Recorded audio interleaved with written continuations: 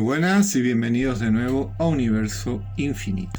Indudablemente hablando, la raza humana tiene una seria y rara conexión con el símbolo de la serpiente.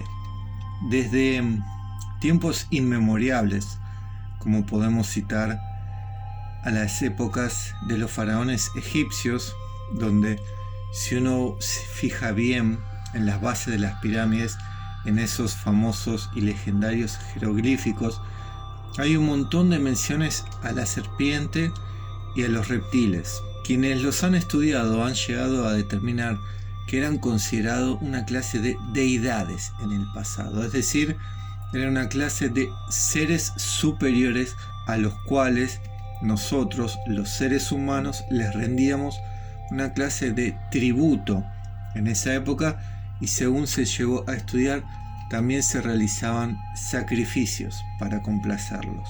Todo indica que estos seres, por los jeroglíficos, descendieron de las estrellas y básicamente le enseñaron al ser humano, dentro de las diferentes capacidades como son agricultura, construcción y astronomía.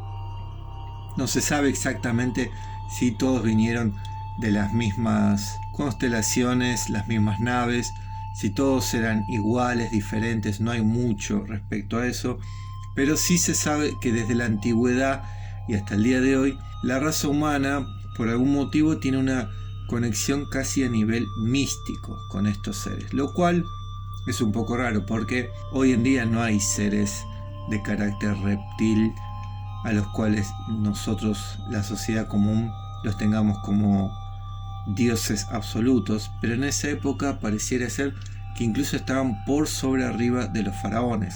Eso fue hace más de 12.000 años atrás. Y pasando por todas y las diferentes civilizaciones y tribus que han sido descubiertas hasta el día de hoy, muchas de las cuales ni siquiera se conocían entre sí, hay un sinfín de parentescos con esta conexión. En los mayas, por ejemplo, donde también tienen leyendas y enseñanzas muy pero muy parecidas a las de los egipcios. Es más, el dios supremo de los mayas se llama Quetzalcóatl,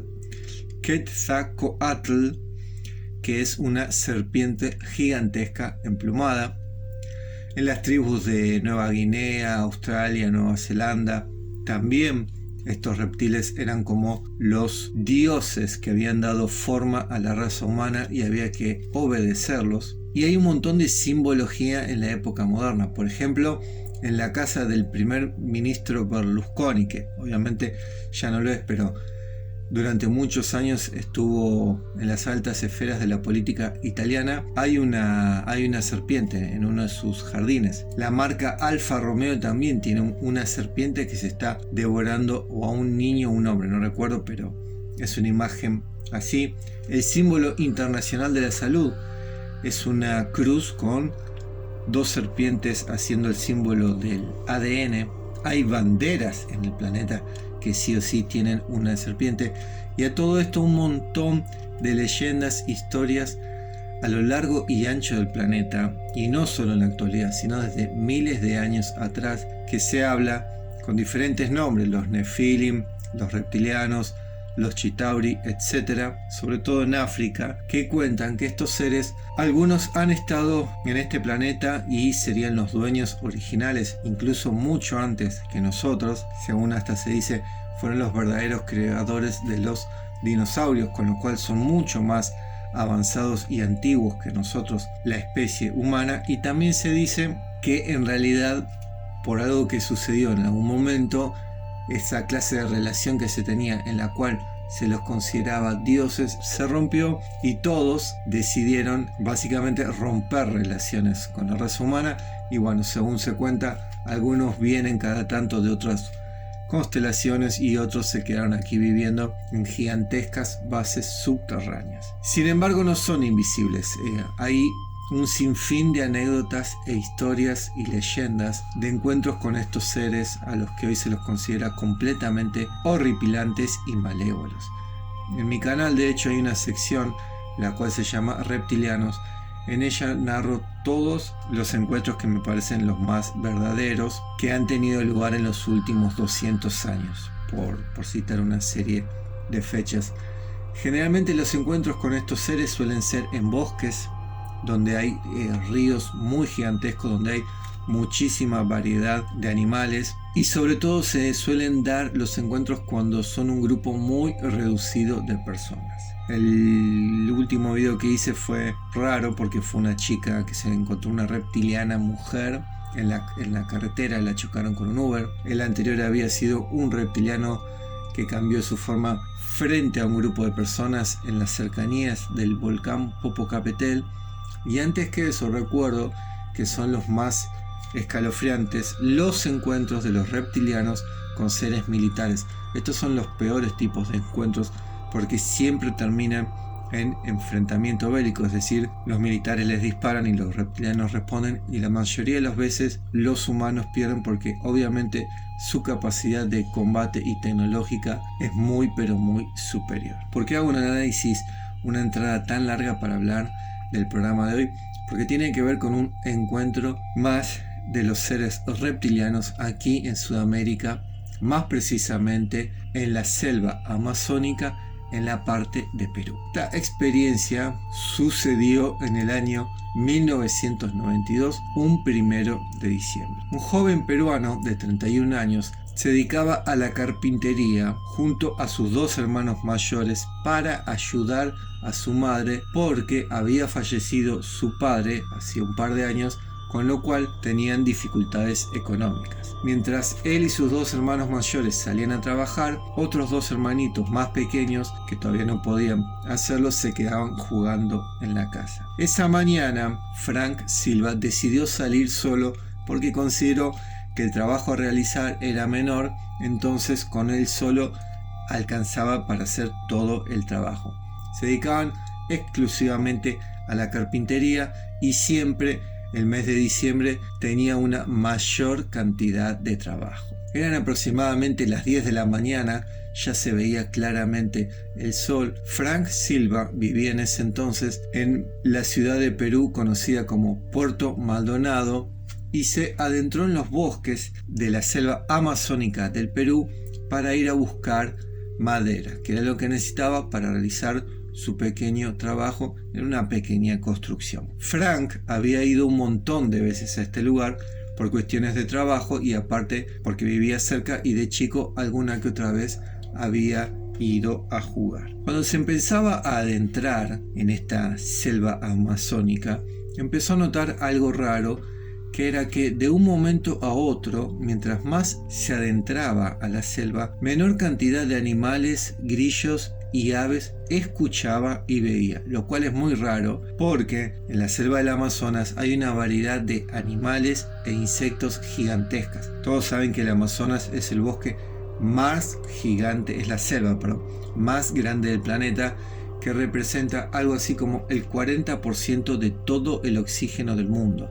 Es realmente un lugar al que hay que cuidar mucho y el cual tiene muchas leyendas, no solo de reptilianos, sino de otras criaturas como el pie grande, lobos caminando en 2 piernas, serpientes de más de 50 metros de longitud, un montón de leyendas urbanas, por llamarlo de una forma. Sin embargo, Frank Silva se iba a encontrar otra cosa. A medida que se seguía adentrando en esta selva, lograba escuchar un solo ruido, que era como una clase de gruñido. Al principio pensó que era un jaguar, pero no lo era, porque él, en tantas veces que había este lugar, conocía casi todos los sonidos de los animales que normalmente se lograba encontrar. Era un ruido mucho más grave que el gruñido de un jaguar y sobre todo más extenso.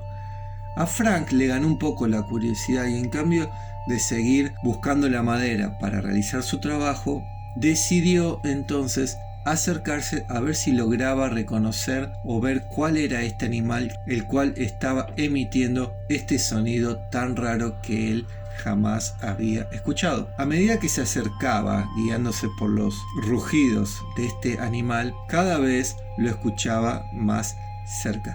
No tenía la localización exacta, pero más o menos percibía que se encontraba este animal en un árbol muy grande que él lograba ver, del cual se desprendía mucha niebla. En la selva, en ciertos horarios, siempre hay niebla, pero no durante la mañana y mucho menos en ese lugar. Frank se sintió más intrigada aún, entonces se siguió acercando.